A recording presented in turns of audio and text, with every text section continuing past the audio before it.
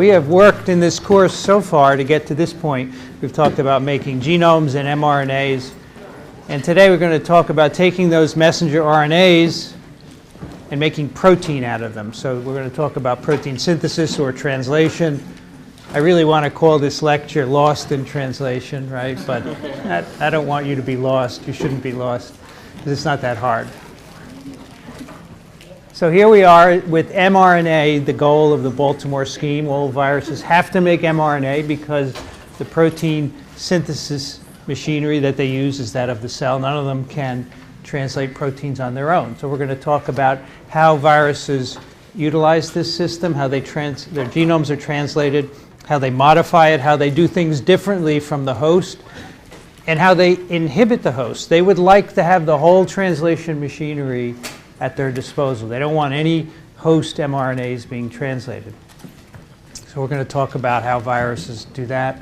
And of course, the host knows that there's a virus in it, and the host is trying to prevent viral translation. So there's this constant arms race. We'll talk a little bit about that, and we're going to pick that up again when we talk about immunology. So an mRNA, a typical mRNA, has a couple of features. You probably know most of this basic stuff if you've taken an introductory bio course, but we need to refresh it to make sure we all understand the same things. Here's a typical messenger RNA on the top.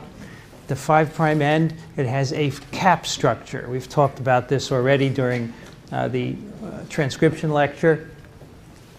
This is a base, typically a G, which is linked to the first base of the mRNA, but by an unusual 5' to 5' linkage rather than a 5' to 3', which is characteristic of the rest of the molecule. You see there are 3 phosphates in here. It can also be methylated. It's methylated on the first base and sometimes on the next 2 bases in the RNA as well. So it's found on most eukaryotic mRNAs. Most viral RNAs are capped, but not all of them. We'll see why today. And it's important for processing of the mRNA turnover. And it's also, as we will see today, required for efficient translation of mRNAs. So that's the cap structure. And of course, the mRNA also has an open reading frame that begins with usually an AUG codon, but not always. And then there's a stop codon that encodes the protein. They're typically 5' and 3' untranslated regions. That's what UTR stands for. And there's a poly-A tail. Not all viruses have poly-A tails. The poly-A tail has a certain function, and viruses choose to do it in a different way, some viruses anyway. So the 5' untranslated region is typically 50 to 70 nucleotides, but some are very long. They often have secondary structure. And as you will see, ribosomes need to pass through this region to get to the translation initiation codon, which is that AUG codon. And secondary structure, that is base paired RNA, stem loop structures, that will impede the ribosome. So that has to be dealt with, has to be unwound, as you will see. So the length of this region and the secondary structure can influence translation efficiency. And so an mRNA in your cell, if it doesn't need to be translated very often, if the protein is catalytic, so you don't need a lot of it, you can have a lot of secondary structure in the 5' end as a way of modulating how much protein is made. The 3' UTR can also regulate translation initiation because, as you will see, we think that mRNA is actually translated as a closed loop. And the poly-A tail is also necessary for efficient translation. The translational machinery consists of ribosomes, or flying turkeys over here, which of course are protein RNA assemblies. In eukaryotic cells, there are 40 and 60 S subunits, and both are made up of ribosomal RNAs and proteins. And of course, it's the RNA that carries out the catalysis. This is probably a remnant of the RNA world where everything was RNA. tRNAs are also part of the translational machinery. Of course, these are the adapters that read the genetic code at one end of the molecule and insert the right amino acid that's attached to the tRNA. And of course, there are enzymes, tRNA synthetases that put the amino acids on up here. We'll talk a little bit about the termination process of protein synthesis in terms of tRNAs. And then there are also a lot of other proteins that are needed. They're called initiation proteins. In eukaryotes, they're called EIFs, eukaryotic initiation factors, elongation proteins, and termination proteins. And they were called factors at one time because we didn't know what they were. We know now they're proteins, but people can't change their ways. When they name something, they're stuck. So they're called, which I despise factor. I think it's so vague, it means nothing. We should call these initiation proteins. That's why I write proteins here, and people get mad at me because I'm changing the nomenclature. So that's what I mean by initiation, elongation, and termination proteins. And we'll talk about what some of these do. I don't need you to memorize this whole initiation scheme, but I'd like you to know what viruses do to mess with it. Okay, so I would never give you a blank version of this and say label the proteins. It's useless. I want you to know what they're doing. Okay, so here's how initiation of translation works in eukaryotic cells. It's called 5' end dependent initiation because it requires a cap structure at the 5' end. And you'll see some viruses don't do this. That's why I'm going through the trouble of explaining this to you. So what we have first are 40S subunits free in the cytoplasm of the cell. These are bound to a few initiation proteins called EIF4A and EIF3. This 40S ribosome then binds what's called a ternary complex, which is composed of the initiator tRNA, the methionine, so that's the first amino acid that's going to be put down on the protein, a molecule of GTP bound to EIF2 and EIF1. So 3 components. The EIF2 is one component, the tRNA, and the EIF1. So that's why it's called a ternary component. This will be important later. We're going to talk about regulation, how translation is regulation. This is going to be a focus of regulation. So this binds the 40S, so you get this 43S pre-initiation complex. And then another molecule called EIF4G comes here. This is a red one in the back there, and it's got EIF4A attached to it. And you'll see this is important later on when we talk about regulation as well. And finally, this whole complex binds the 5' end of the messenger RNA through a protein called EIF4E. A better name for this protein is cap binding protein, because that's what it does. It binds the 5' cap on the messenger RNA. If you take the cap off of the mRNA, that protein will not bind, and it can't be translated. That's why we call this cap-dependent or 5' end-dependent initiation. The cap is essential, because look what it does. It binds EIF4E. 4E, in turn, binds EIF4G. It's kind of hidden here, but the C-terminus of 4E is binding the N-terminus of EIF4G. And that brings in the whole complex. So 4G is like a scaffold. It links 4E with the rest of this complex. Really, the most important part is the 40S subunit, and that is linked to EIF4G through this protein called EIF3. So essentially, what I want you to get away from this is not the names of the proteins, but the fact that the cap is what brings the ribosome, the 40S ribosomal subunit, to the mRNA so that it can begin to be translated. And of course, the initiating codon is usually a ways away from the 5' end. It's 50 to 70 bases, maybe more, depending on the mRNA. So now this complex has to get there. All right, so that's the first step of initiation. Here's a little information on EIF4G, which is the red protein. Here I've taken away on the bottom some of the other proteins, so you can see how 4E and 4G are interacting. So again, 4E is the cap binding protein. It binds the mRNA and it brings in everything else. It binds 4G here, 4G binds EIF3, and 3 binds the 40S subunits. And I think the reason why it's complicated is to allow regulation. You can regulate translation by changing the levels of any of these proteins. This is 4G at the top here, just to show you it's a multifunctional protein. This is quite large. It's about 220,000 Daltons in size. And it has a N-terminus here. There's a binding site for poly-A binding protein. We'll see what that is all about in a moment. Here's the EIF4E binding site. There's a binding site for EIF3 and also for EIF4A. EIF4A is this green protein here. This is an RNA helicase. This unwinds double-stranded RNA.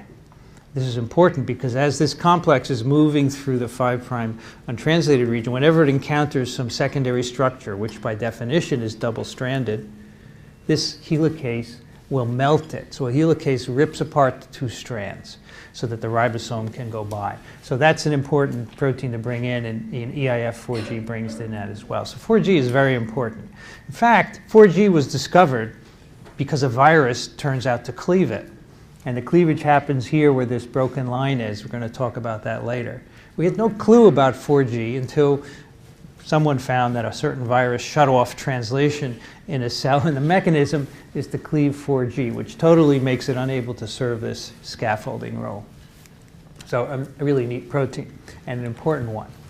So now we've got this big complex on the mRNA. This is called the 48S initiation complex. And it starts to move down towards the AUG. That's called scanning. The whole thing moves, or part of it moves. We're not really quite sure how much of it moves. But obviously, it has to at some point detach from the cap. And exactly when that happens, no one really knows. So let's just say part of the complex moves down towards the AUG.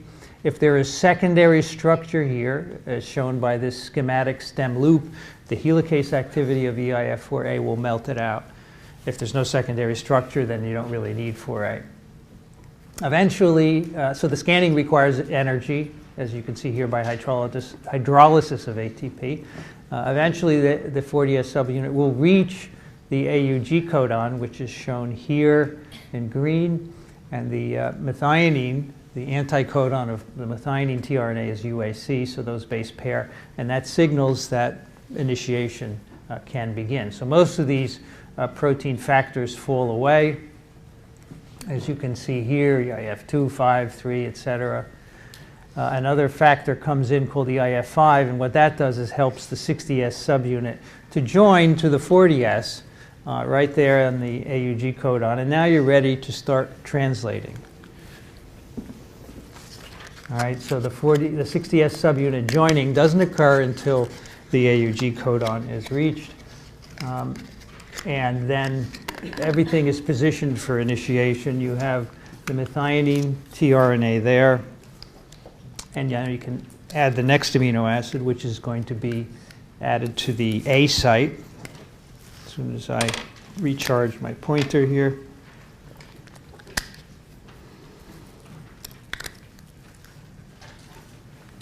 All right, let's take a look at how this happens. Oh, first, I have to tell you about circularization. So we've got the ribosome, the full ribosome, 60S and 40S subunits bound at the AUG.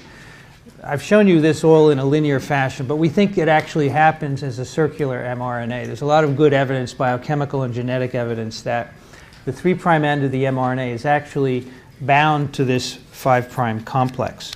And it's bound in this way. The 3' end, of course, is polyadenylated. I'm only showing 2 A's here, but there are 200 or so. That sequence is bound to a protein called poly-A binding protein, PABP. And poly-A binding protein binds the N-terminus of EIF4G. So you may remember from a previous slide, I show you at the N-terminus of 4G a PABP binding site, and that's why that's there. And this effectively circularizes the mRNA. And if you disrupt this, if you get rid of PABP, or you make mutations in it so it can't bind 4G, or make 4G mutations so it can't bind PABP, all of these decrease translational efficiency. We think this is circular so that when ribosomes reach the end, they can rapidly get back on the 5' end and translate some more. But we're not really sure the real reason for that. Circular mRNA. All right, so let's go to our first question, which I think is already up there. Right. So this, which is incorrect about the 5' cap on mRNA? Which most of you got. Some of you got number 1. Let's see what that's about. So number 1, it consists of M7G joined to the second nucleotide of mRNA by an unusual 5' to 5' phosphodiester linkage. That's true. That's exactly what it is. Okay. It's present on most cellular mRNAs, correct. It's required for efficient translation, correct. It binds the cap binding protein, that's correct. This is what's wrong. It's found on mRNA but not pre-mRNA. It's made co-transcriptionally. It's added to the mRNA co-transcriptionally. After about 20 or 30 bases of mRNA is made in the nucleus by Pol II, then the cap is added. So it's on pre-mRNA before it's spliced. And in fact, it's thought to be important for the splicing reaction. All right, so that was a little overview of how translation works in eukaryotic cells. And what I want to tell you next is how viruses have changed this process to suit their decoding of their genomes. So we're going to look at a couple of different mechanisms that are virus-specific as far as we know. First one is called ribosome shunting. So what I've told you so far is that ribosomes bind the 5' cap, and then they scan to reach the first AUG codon. So here's an experiment where we've made 3 different mRNAs, and we're translating these in vitro or in a cell, and we're looking at the protein product. And these are the protein products of this translation. There happen to be 2 of them, but the point is that these are readouts for the protein that is being made. So here at the top is the wild-type mRNA, and you can see when you translate it, you get the protein made, so this is working. If you put a insertion here at the 3' end, this red insertion is a very stable stem loop structure. It has it has a stability of -80 kilocalories per mole. That means it's very stable. And this is thought to be stable enough to impede ribosomes from moving through it. Even though the initiation complex has a helicase, it can't unwind this. This is too much. Beyond a certain stability, beyond about -70 kilocalories per mole, the helicase cannot unwind it. All right, so if you put this stem loop structure here just before the AUG, that's the 3' insertion, it doesn't have any effect on translation. So why is that? I mean, I just told you that the ribosomes have to pass through this region. Well, when people were doing these experiments, they were puzzled. And they did another one where they put the insertion up here, upstream of the naturally occurring secondary structure. So this RNA, which is a very special RNA, has a secondary structure within it. You put the stem loop upstream, that's the 5' insertion, it knocks out protein synthesis. So how can this be that you put one here, there's no effect at the 3' end, but at the 5' end it has an effect? Well, people eventually figured out that this is because the ribosomes bind to the 5' cap, and they have to scan a little bit. They have to move along the RNA till they get to this first secondary structure, and then they bypass it all. They just go over it in some way. They don't actually leap over it, but it's a nice metaphor. And they go right to the AUG. So they go somewhere from one of these first stem loops to the AUG. They bypass all of this. They're not actually scanning through it. That's why it was called shunting. And here's a schematic of that on the next slide. So we're just showing the ribosome, the 40S subunit for simplicity here.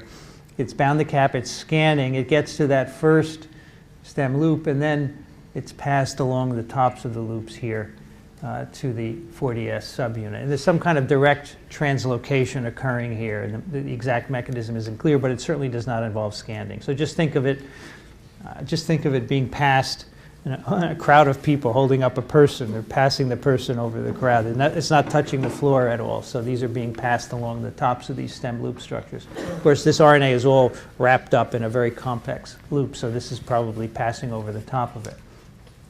So this explains why the results were obtained in the previous experiment. The ribosome has to scan to that first stem loop. So if you put secondary structure in front of it, that's inhibited. So that blocks translation. If you put the secondary structure down here, it doesn't matter because the ribosome is passing over it. It's not actually scanning through it. And so these have been found, RNAs with this property of ribosome shunting have been found in a number of viruses shown here. The cauliflower mosaic virus, which we talked about last time, the plant virus with a reverse transcriptase, an adenovirus, and a paramyxovirus, Sendai virus. And we think that viruses utilize shunting to decrease the need for that 5' end helicase, essentially. So there are some cases where viruses inhibit 5' end translation, so the helicase is not available to them for their translation. So they use this kind of mechanism to get around that. So that's called ribosome shunting. The second kind of unusual translation I want to tell you about was discovered in the genome of poliovirus, a picornavirus. And when this genome sequence was determined, shown at just a little bit is shown at the top here, a very long 5' untranslated region was discovered. So here's the RNA genome of polio. It's a plus-stranded RNA.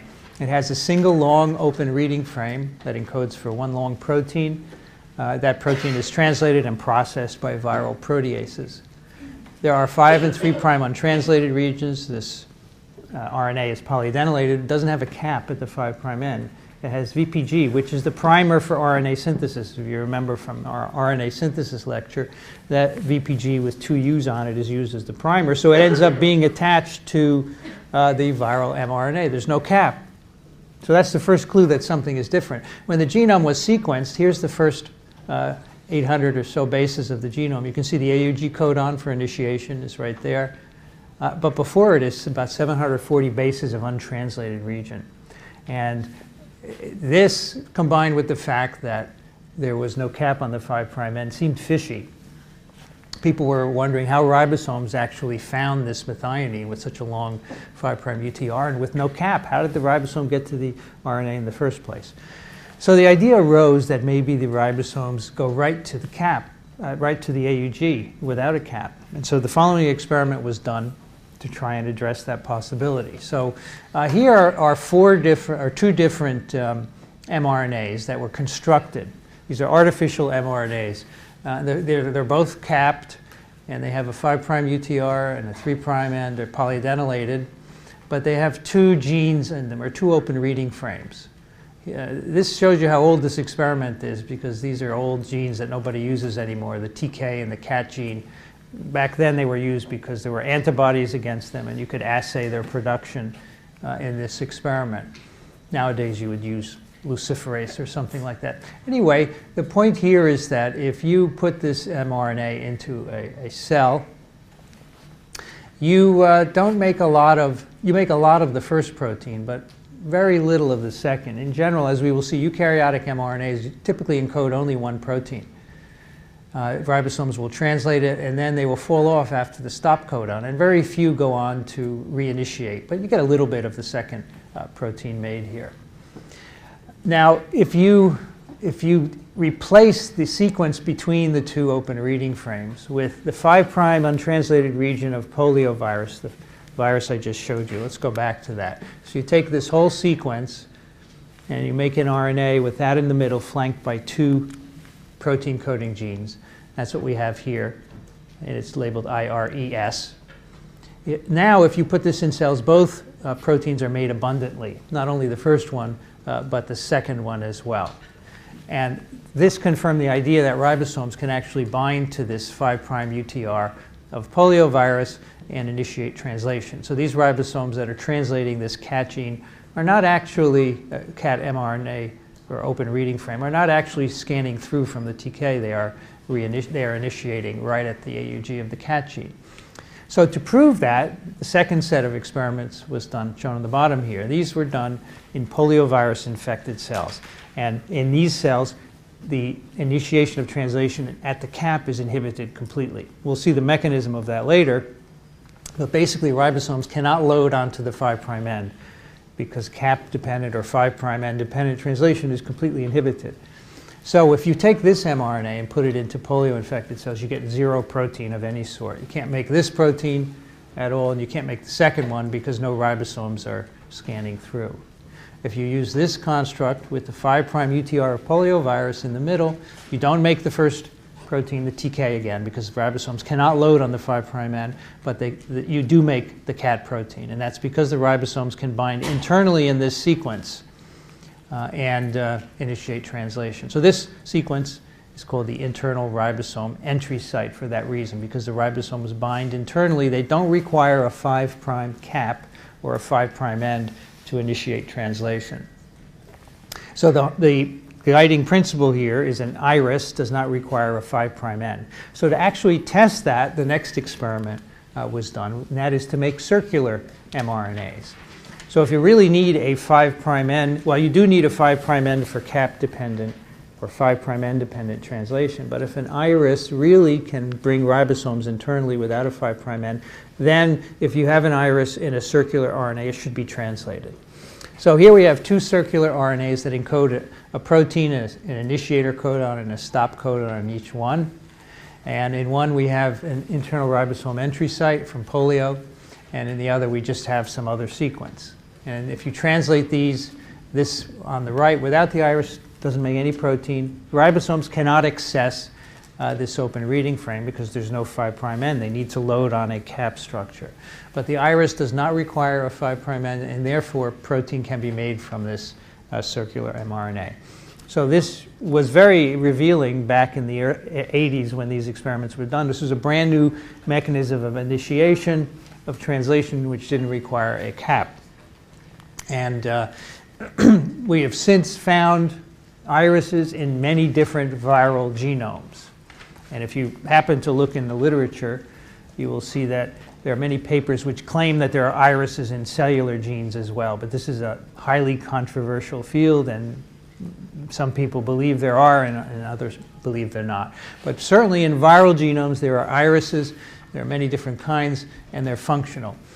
And here are 4 different types of iris that are simply found in 4 different kinds of viruses. The one I just told you about is that of poliovirus. It's called a type 1 iris. Here's a different one from a different set of viruses called the type 2. A third one from hepatitis C virus, and then one from an insect picornavirus. And you can see these are highly structured. In fact, they have no sequences in common. There's no way you can look for an iris by sequence. There's just simply no sequence consensus. It's the secondary structure that is in fact important for conveying the ability of the ribosomes to bind internally. And so, for example, how these work is that, in this case, it's been shown that EIF4G binds right here to this structure in the RNA. And as you may remember, when 4G is present, then the ribosome can bind to that via EIF3. So this sequence somehow makes it very attractive for EIF4G to bind. You don't need a 5' cap to do that. And the other irises work in somewhat similar fashions. They have a lot of secondary structure that can attract components of the translation system, so you don't need a 5' cap. All right, so that's the key here. The iris depends on RNA secondary structure to attract translation machinery without the need for a cap or EIF4E, which is the cap binding protein. So I told you earlier about how most cellular mRNAs are translated. The 5' end is required because the cap attracts the translational machinery. 2 of the irises, the type 1 and the 2 iris, require all of these initiation proteins. They don't need EIF4E. EIF4E is the cap binding protein. These irises do not need it because 4G is thought to bind directly to the secondary structure, as I showed you on the previous slide. All right, and here is a hint of what's to come. In cells infected with picornaviruses, EIF4G is cleaved, but it doesn't matter for the function of the iris. The iris will still bind 4G even when the N-terminus is cleaved. Of course, this 4G can no longer bind 4E, and that's why it doesn't bind recognize a cap any longer. The hep C virus iris is quite interesting. It's unusual because it only needs 2 of the initiation proteins, EIF2 and EIF3. Doesn't need EIF4G at all. And this can move to the AUG. In fact, the 40S subunit plus EIF3 sits down right at the AUG and can begin translating. So this is really an RNA sequence that has evolved to attract the translation machinery on its own. It's probably a very old sequence, perhaps even dating from the RNA world. So number 5 is mostly selected. And that's correct. They are viral mechanisms for decoding mRNAs. That's correct. Both shunting and irises are for viral genomes. They involve RNA secondary structures, absolutely. I showed you the shunting requires the secondary structures. The iris requires the secondary structures. 5' cap is essential for both. It's not essential for both. It's essential for the shunt, but not for the iris. So the answer is 1 and 2. It's just viral mechanisms involve RNA secondary structures. So by either 5' end dependent or ribosome shunting or iris mediated initiation, we now have a 60S ribosome at the AUG codon. The MET tRNA is positioned. That's called the P site because that's where the peptide bond is actually made once the second amino acid is added. The next amino acid is going to go into the A site. Next charged tRNA is going to go in the A site, depending on the triplet that's there, of course. And then once that gets linked to the first amino acid, the ribosome will move a codon, and the used tRNA will be in the exit site and it will be discarded. So that's why these sites are named A, P, and E. Now, so far I've told you about initiation requiring this AUG codon and a methionine tRNA. But not too long ago in viruses, some very interesting examples of methionine-independent initiation were discovered. So the first amino acid is not a methionine always. It can be something else. And here are the mechanisms of that. So one is shown in part A here at the top. This is an RNA of an insect picornavirus. It's actually an iris.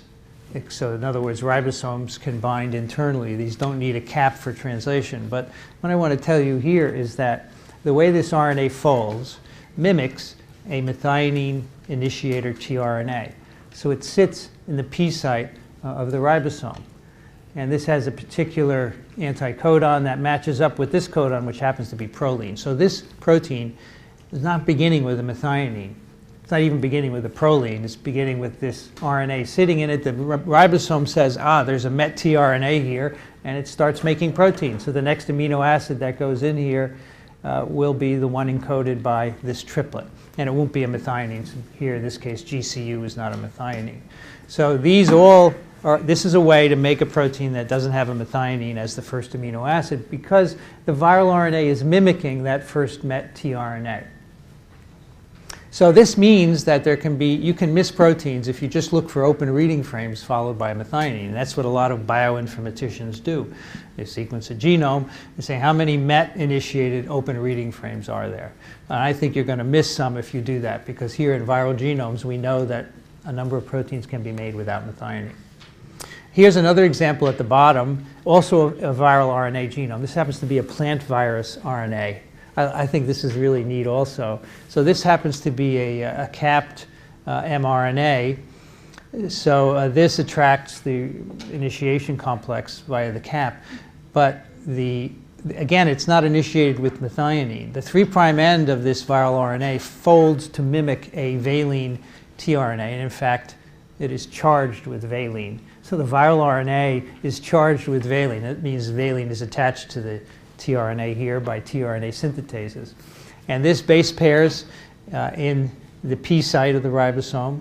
The ribosome thinks it's a MET tRNA. It begins to make a protein, but it's initiated with valine in this case. So two examples of how you can get non-methionine initiating protein synthesis. Now, I show you this because, for years the dogma was you have an AUG and you start protein synthesis with that. But viruses break this dogma, and I'll bet there are genes in eukaryotic genomes that don't begin with methionine as well. So if you ever see the estimate that there are 20 or 30 or 40,000 genes in the human genome, that's based on methionine initiating open reading frames. So it may be an underestimate. So this is the virus that initiates without a methionine, the first one that I showed you earlier. This happens to be an insect picornavirus called cricket paralysis virus. So this is the poliovirus of crickets. And in fact, it was discovered by farmers in Australia who found paralyzed crickets in their field, and eventually they found the virus in them. And this is the virus they pulled out, cricket paralysis virus, and it very much looks like a picornavirus. Here's a diagram of the genome. It is a plus-stranded RNA with VPG at the 5' end. It has an open reading frame. This one happens to be broken into 2 open reading frames. So if this were polio, there would be just 1 open reading frame. It's polyadenylated. So there's an iris at the 5' end here because this RNA doesn't have a cap, so it needs some other way to translate, so it does so via an iris. And this second open reading frame has in front of it an iris as well. So there are 2 irises. Ribosomes bind internally at the first open reading frame and at the second. The second one you can see doesn't begin with an AUG codon. It begins with a CCU, which is base pairing with the viral RNA itself to mimic a MET tRNA in the P site of the ribosome. So that's where that structure that I previously showed you is located in the viral genome right there. This is an overview of what the viral RNA actually looks like. The 5' iris is highly structured. Then there's the ORF1 encoding a protein. Then in the middle is another iris which folds in a different way. which allows this structure to sit in the P site of the ribosome, and then the protein is made from that part. So again, two cool ways for initiating without methionine. Now, there is a general problem in eukaryotic mRNAs, and that is you can usually only make one protein per mRNA. So we say that eukaryotic genomes are typically monocistronic. They encode one cistron, which is an old genetic term for a single open reading frame. But you can think of it as encoding just one protein. So you have an AUG and a stop codon, one protein. And that's in contrast to bacteria and archaeal mRNAs, which are polycistronic. They can have one mRNA with several open reading frames in them. And each one can be translated. And this works because each AUG has around it the so-called Shine-Delgarno sequence, this short sequence that is complementary to ribosomal RNAs that can recruit the ribosome. So you can think of these as the irises of bacteria and archaea. These sequences around the AUG attract the ribosome and allow you to have multiple proteins made from one mRNA. So for the most part, this doesn't happen in eukaryotic cells. You just typically get monocistronic mRNAs. But viruses have an issue because they have many of them have small genomes. And many of them have only one mRNA, so they can't just make one protein. They have to figure out ways to make multiple proteins from an mRNA. So I want to tell you about some ways that viruses have evolved to overcome the monocistronic rule, the one mRNA, one protein limitation.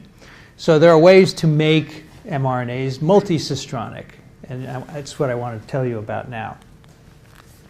So here are all the ways that you can make a lot of proteins from a viral genome. I don't want to tell you about all of them. We have talked about a few of them so far in this course.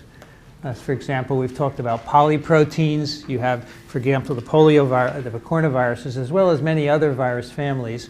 If you have one mRNA, you're not limited to one protein. You can make a long precursor and chop it up with enzymes. So you're chopping up the protein and getting multiple proteins from a single one. You can have subgenomic mRNAs. So the negative strand viruses are good at that. They make lots of small mRNAs from a single RNA. And even some of the plus strand viruses do that as well. You can have segmented genomes.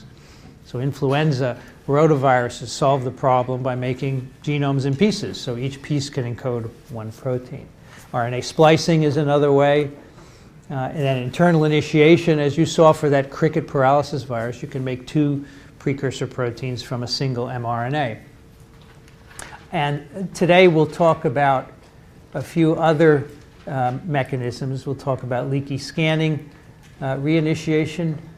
I think we'd talk about that. I'm not sure if I took that slide out or not. We'll see. But that's one mechanism where you can make multiple proteins from an mRNA. We'll talk about termination suppression and ribosomal frame shifting. So these are really interesting workarounds that have evolved in virus systems to get around the one mRNA, one protein rule.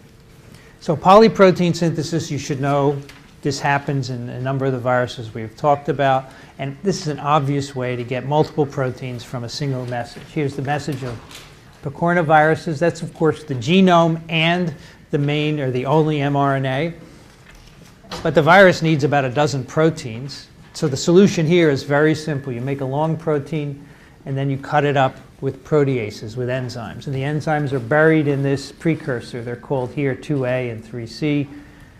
And those enzymes, as soon as they're synthesized by the ribosome, can clip themselves out of the polyprotein and then start attacking other polyproteins as they're made. So the result is you get about a dozen individual proteins, enzymes for RNA synthesis, capsid proteins, and so forth. So it's a very simple solution. Here's another example of a polyprotein. These are flaviviruses that have plus-stranded RNA genomes. Again, they make a long precursor and they cut it up. These viruses use a slightly different approach. They use a combination of viral proteases. So the NS3 is the viral protease that chops up these yellow bonds here. But the virus also uses a host cell protease, the signalase that cuts signal peptides off of the N-termini of secreted proteins. The virus uses that to process its polyprotein. So straightforward, make a lot of proteins from one mRNA by processing a polyprotein. Here is another example called leaky scanning, which I really like because in the paramyxoviruses, which make multiple mRNAs, this allows you to make multiple proteins from a single mRNA.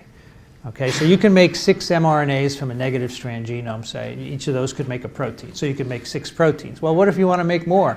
Here's one way to do that. So this mRNA is capped like all of the other viral mRNAs. And it has a main open reading frame here encoding this P protein. But it also makes a number of other proteins. It makes a bunch of different C proteins, which are shown down here. It makes a V protein via editing. So the editing, remember the post-transcriptional editing, you add an extra base. That allows you to make a different protein as well. And then there's a protein way down here. So let's see how it works. So the ribosomes bind the cap, and they start to scan. And they reach the first triplet, ACG. So sometimes ACG can serve as an initiation codon. What happens is the methionine tRNA will base pair with it. So ACG will base pair with the anticodon. It's not great. It's not a great fit, but it can work. That's not retrovirus. All right, so the first ACG at base 81 is not a good initiator. So some of the ribosomes initiate, and you make this protein called C prime, but many of them keep going because they don't really like to initiate it in an ACG. And then they reach this AUG at 104. So we're just scanning down the 5' end, and 104 ends up making this long protein, 568, the 568 amino acid P protein. This is an AUG, but it's not in a good context. One of the things I haven't told you is that the sequences surrounding an AUG will affect the efficiency of initiation. So even though the ribosomes recognize this as an AUG, the surrounding sequences aren't optimal. So a number of them keep scanning as well. And then they reach an AUG at 114, which is not only an AUG, but it's in a good context. It's in a good sequence context. So the rest of the ribosomes initiate there. So you've got so far 3 different polypeptides from this single mRNA.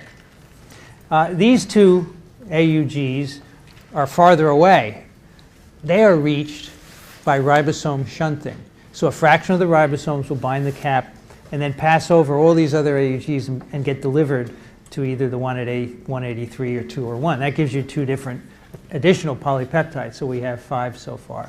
The W and the V are made by RNA editing. And I think the X is also made by shunting as well. So one mRNA, 1, 2, 3, 4, 5, 6, 7, 8 different proteins. So you can get a lot of flexibility by fooling with just the initiation codon and the sequence surrounding it. So that's called leaky scanning. So just because there's an AUG doesn't mean all the ribosomes are going to stop there. It depends on the context. Another neat mechanism for making more than one protein from a single mRNA is ribosomal frame shifting. Okay, and that's shown here. I'm sorry, this is not ribosomal frame shifting. This is suppression of termination. I'm so excited about frame shifting that I want to tell you about it right now. This is a good one also, but this is more common. So at the end of translation, you have your last codon specifying an amino acid. Here's the growing polypeptide chain, all amino acids linked together. Then you have a termination codon. It can be UAA, UAG, or UGA. The way termination works is that termination proteins called ERF1 and ERF3 recognize the termination codon. These proteins, in particular ERF1, they look very much like tRNAs. So they fit into the A site of the ribosome, but they're not charged with amino acids. And so the protein synthesis machinery stops. So the ribosome doesn't move anymore. The protein is released and the subunits dissociate. Sometimes these stop codons can be recognized by tRNAs with amino acids on them.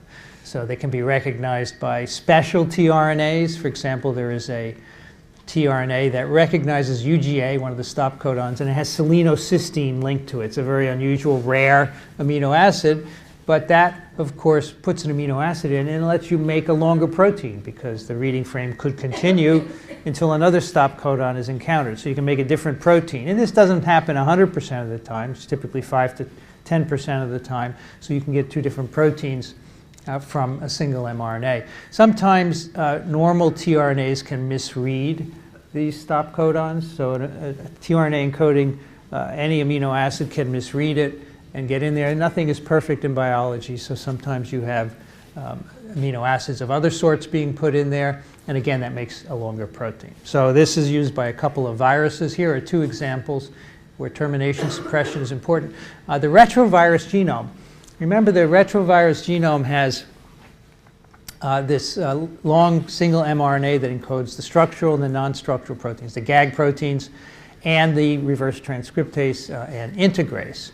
And for some retroviruses, this is accessed, the polymerase is accessed by making a spliced mRNA. But for others, it's accessed by frame shifting. So at the end of the GAG polyprotein, there's a stop codon right there, UAG, and mostly GAG is produced.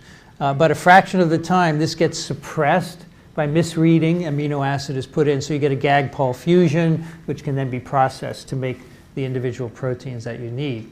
And this structure here, called a pseudoknot, where the open part of an RNA stem loop base pairs with a downstream sequence. This is important for the suppression. The idea is that the ribosomes bump into this, and they're there for a brief moment, longer than usual, and at that time the wrong tRNA can go into this suppression site. Because if you remove this stem loop, you don't get any more suppression.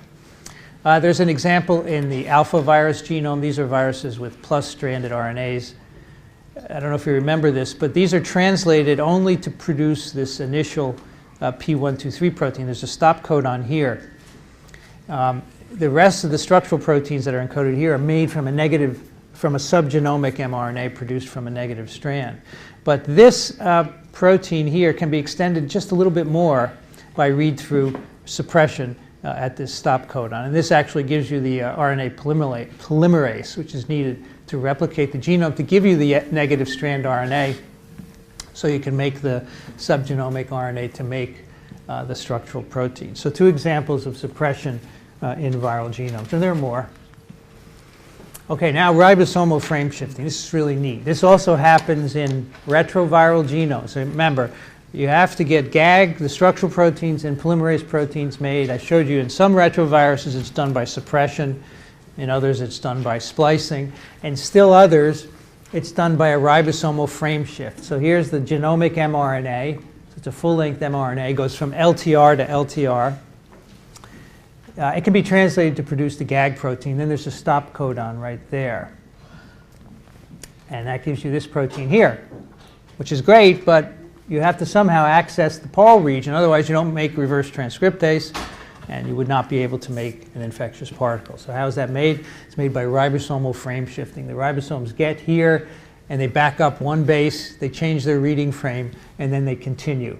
This happens about 5 to 10% of the time. So you don't need a lot of POL because it's an enzyme. It's catalytic. You don't need a ton of it as you do for structural proteins. And that's, frame shifting is what does it. Let's see if we can see how this works. So on the upper left is a ribosome translating at the end of the GAG protein of the retrovirus. All right, so here's the stop codon, UAG. It's just put in a leucine here. And normally the ribosome would move the UAG into the A site. It would be terminated, and then you would have a GAG protein. But again, 5 to 10% of the time, the ribosome slips back one base. So that's shown here. All right, so look at the AAU paired with the UUA. Here it is slipped back one. And it still doesn't do badly in terms of base pairing. Okay, there's a mismatch here, of course, the UU. But that's okay. These tend to happen in these AU-rich areas, actually called slippery sequences. They're conducive to this sort of thing. So now we've slipped back. The polypeptide is transferred, and you can put in a new tRNA into this site, where normally you would have a stop codon UAG. Now you can recognize AUA. The complement is the tRNA for isoleucine. And so you're putting a new amino acid in there, which will continue the synthesis. Okay, so I went wrong with this. It's actually going down this way and then peptide transfer. So here we have the almost finished polypeptide. We slip back one base, and then this amino acid leucine is transferred over to the growing chain, or the chain is transferred to the leucine, and then the next tRNA is put in. So you can see instead of having a stop codon, you insert a new amino acid, and this will go as long as the frame lasts. And for the retroviruses, the reading frame goes to the end of the Pol gene. There's no other stop codons in here. So this is a calculated way to make that protein that you need. Ribosomal frame shifting. Number 3, there you go. Now, all of the above, some people are getting all of the above, so let's go through that. It's not all of the above. Does not require an AUG. They both require AUG start codons. Does not bind the 40. I can understand why you might say no, because I've told you about non-AUG start codons, but it's not the best answer. Does not bind the 40S ribosomal subunit. That's not true. Has only one open reading frame. That's the answer. That's the definition of a monocistronic RNA. Is only found in viruses and bacteria is not correct. So most of as far as we know, the polycistronics of bacteria require an AUG. I haven't told you that, but that's one of the things that would make that incorrect. All right, let's end up by talking about regulation of translation.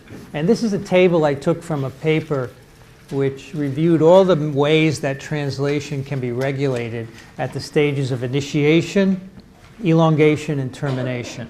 And I've color-coded them here. So the blue ones are initiation, the magenta ones are elongation, and termination is green. So you can see that by far initiation is the regulated step in translation as far as we know. So let me tell you about how translation can be regulated.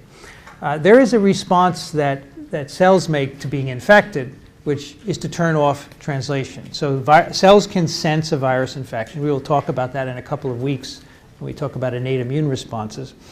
And one of the ways that they respond is to shut down translation. All right, so here is the initiation step of protein synthesis. We have a ternary complex being added to the 40S subunit. It's bound to the mRNA.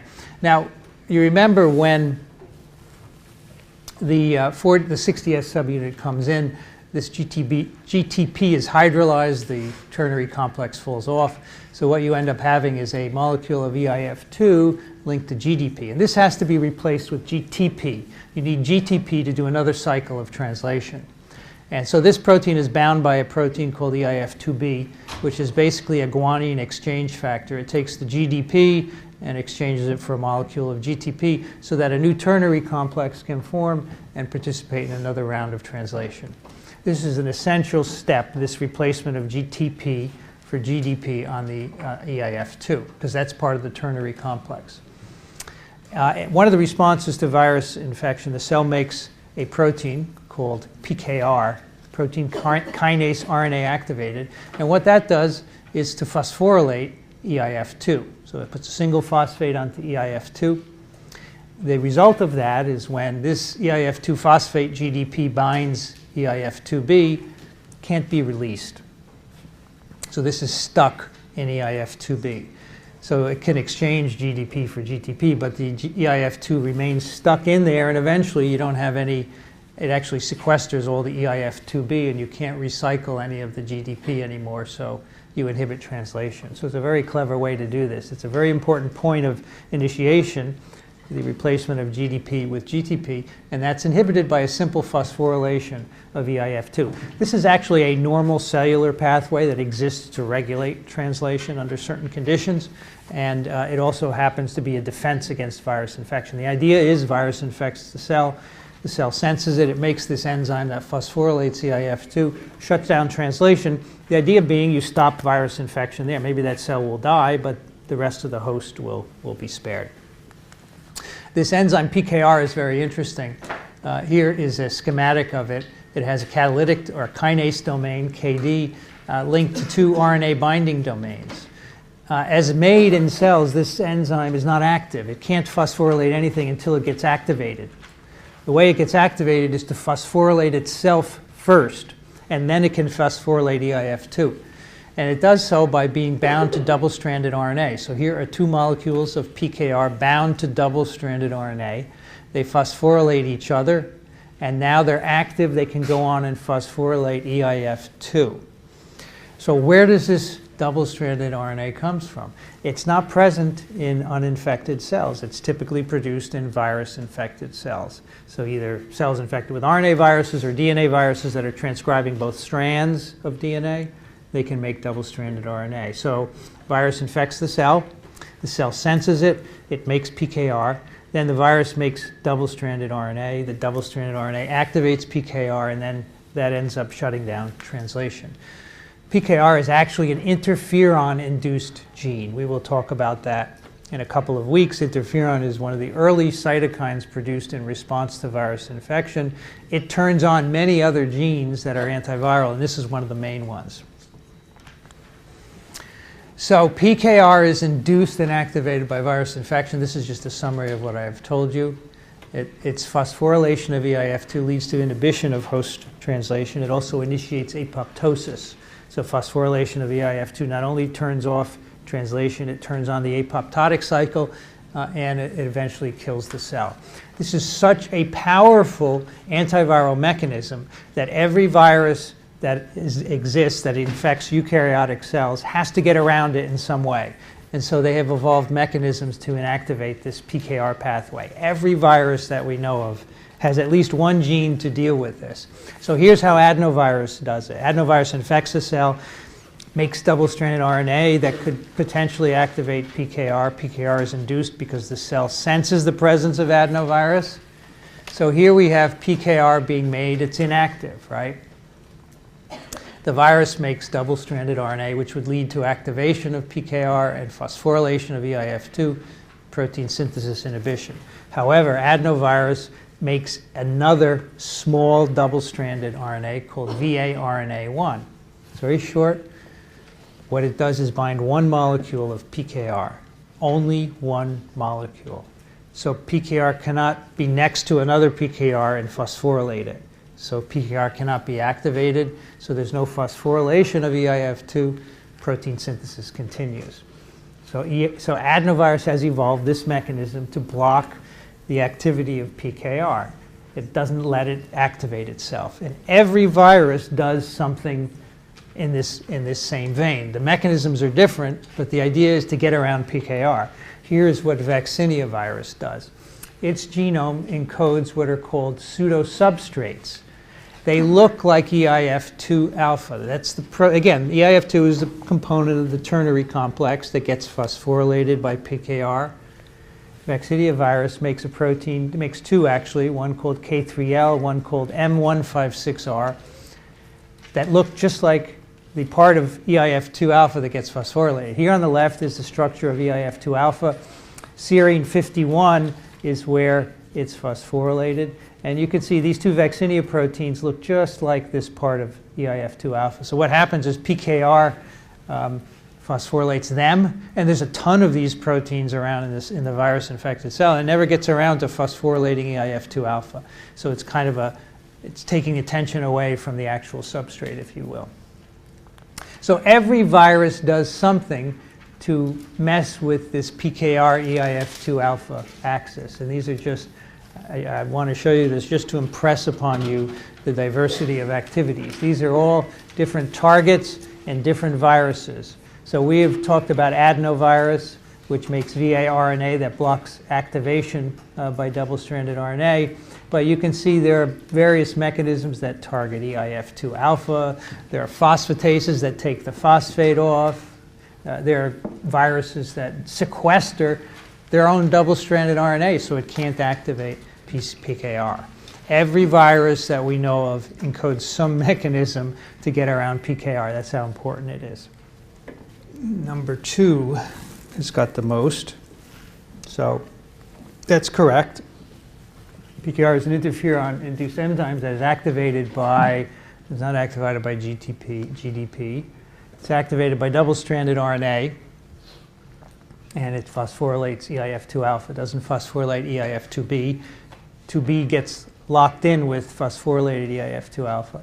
It's not activated by single-stranded RNA, and of course it's none of the above. So that's where that comes from. Now, viruses, that's a way that cells try to overcome viral translation, and the way viruses act back to overcome that. there's many viruses regulate cell translation. They try and shut off the host so that they can have the whole machinery dedicated to translating their mRNAs. They want to make maximal amounts of viral proteins. So here's one way that this happens, which we've mentioned briefly. Many viruses encode proteases that cleave eIF4G right here. So that separates 4E from 4G. Now, if you remember, host mRNAs have a cap. They need to initiate translation with a cap binding protein, eIF4E, that helps recruit the 40S ribosome in. If you cleave right here, you can no longer recruit the ribosomal subunit to capped mRNAs. So that shuts off host translation. Now, why does virus translation still proceed? These viruses don't have caps on their mRNAs. They have an iris. Remember, they have VPG and an iris which lets the RNAs bind internally. They need 4G, but they don't need the M terminus because that's the part that binds 4E. So it's a brilliant way of shutting off the host and making sure that your mRNAs are translated as well. And the shutoff is shown here in an experiment. So if you infect cells with poliovirus and you look at the rate of protein synthesis with time, you can see in uninfected cells the rate continues unabated. In infected cells, protein synthesis is shut off at around 2 hours after infection, and then it's replaced by viral protein synthesis.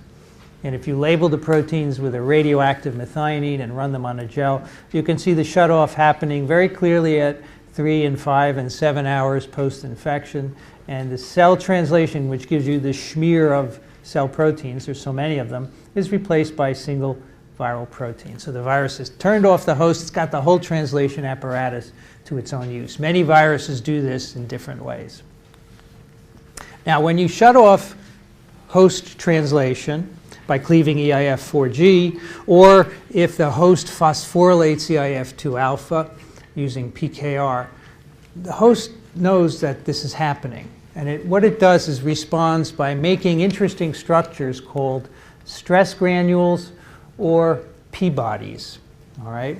These are recently discovered areas in the cytoplasm. Whenever a cell is put under stress of some sort, it could be virus infection or serum starvation or high temperature, the cell doesn't want to make any more proteins. It wants to wait until things get better. So it puts the mRNAs into these stress granules. So for example, if you infect cells with a virus and it cleaves eIF4G or you have phosphorylation of eIF2 alpha by PKR, this triggers the formation of stress granules. What the cell does is take its active polysome and shunts them into this structure where the RNAs are kept, and this structure is made of a variety of proteins, and they can't be translated, basically. And a P-body is very similar. It takes the mRNA and puts them in these P-bodies. And the idea is that when the cell is ready to resume translation, it can actually deconstruct these P-bodies and stress granules and resume mRNA translation. As you might guess, almost every virus that's been looked at antagonizes the formation of these P-bodies and stress granules in some way. So for example, up here, I'm showing you the targets of polio and dengue or retrovirus and all other viruses on the formation of stress granules. We know for polio, for example, it cleaves a protein called G3BP, which is an essential structural component of the stress granules, so they can't form. And dengue does the same thing. And all these other viruses antagonize the formation of stress granules in some way. We don't know the mechanism. That's why we're just pointing at the granule here. And in similar ways, viruses interfere with the production of P-bodies.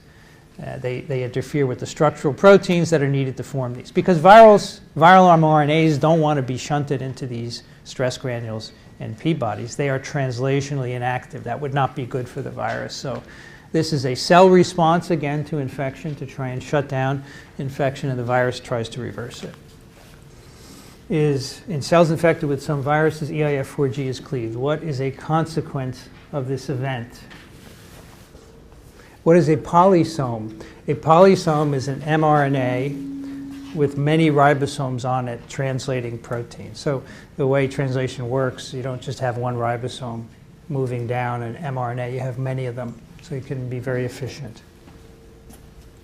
All right, the answer to this one is, well, it's confusion between number 2 and number 5. Okay?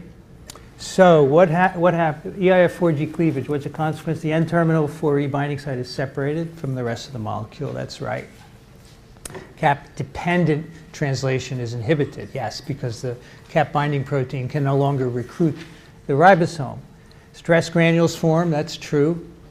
There is no effect on polio mRNA translation. Cleavage of 4G has no effect on polio translation because it doesn't need a cap, it has an iris. So they're all true. So if you pick two, you were correct, but everything else is correct as well.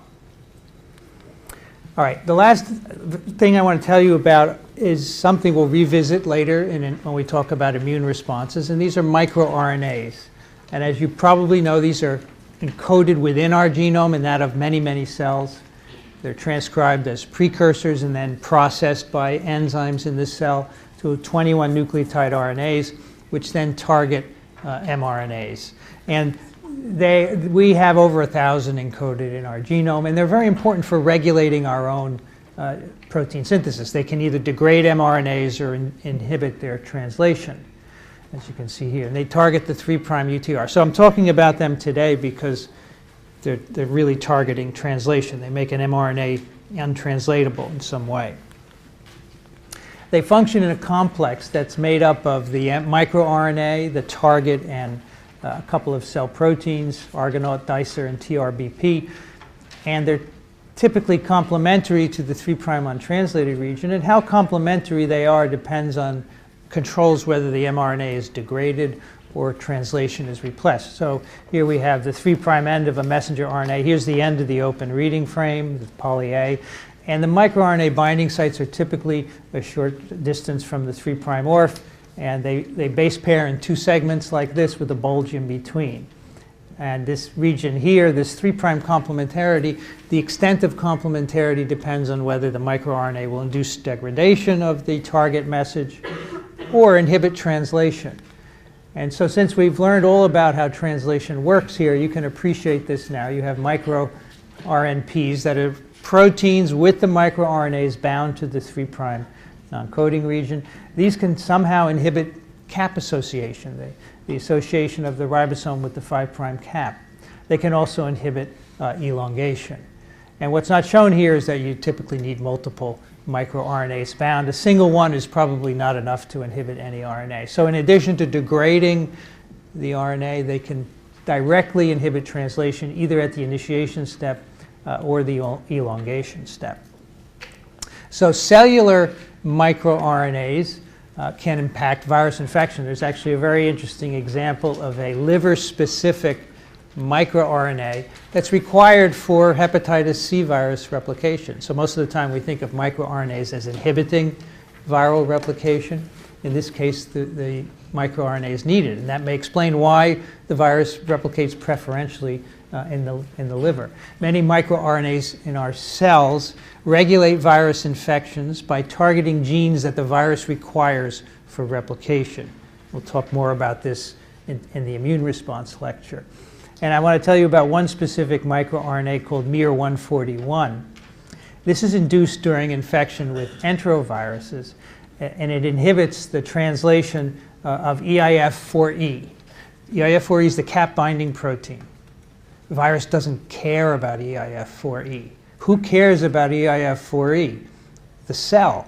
So this is a way for the virus to shut off, another way to shut off cellular translation by inducing this microRNA that shuts off EIF4E. So the microRNA is probably around to regulate EIF4E during normal cellular life, and the virus has somehow evolved to take advantage of this. Now, there's a very controversial area of virology, and that is virus-encoded microRNAs. They've been found in just a few of all the viruses that we know about. Herpes viruses have a ton of them. Some have been found in polyomas, adenos, and a few other viruses. Retroviruses is not clear whether these are bona fide microRNAs or not. And we're really not sure yet what these are doing. The story is just beginning to emerge. But in general, we think that these virus-encoded microRNAs interfere with host responses to virus infection. They block apoptosis. They allow the viruses to escape immune responses. And as we will see when we talk about viruses that persist for a long period of time, These viral microRNAs probably allow the viruses to do that. They allow them to escape immune defenses and be in the host forever. That's why you guys all have 10 or 12 viruses in you at any given time, in part because of these microRNAs.